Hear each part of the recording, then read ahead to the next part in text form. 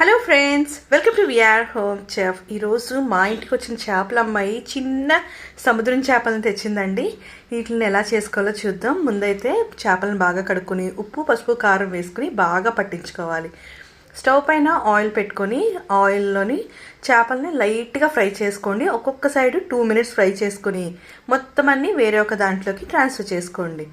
ఇలా సేమ్ ఆయిల్లోనే కొంచెం కరివేపాకు, ఎండుమిరపకాయలు వేసి బాగా ఫ్రై అయిన తర్వాత ఆనియన్ మసాలా పేస్ట్ వేసుకోవాలండి. దాంట్లోకి రుచికి సరిపడేంత ఉప్పు, పసుపు, కారం వేసుకుని బాగా ఫ్రై చేసి ప్యాన్ నుంచి సపరేట్ అయ్యే కన్సిస్టెన్సీ వచ్చేంత వరకు ఉల్లిని ఫ్రై చేసుకుని అప్పుడు మాత్రమే టమాటోల్ని ఒక 2 టమాటోల్ని వేసుకుని బాగా మగ్గించుకోవాలి.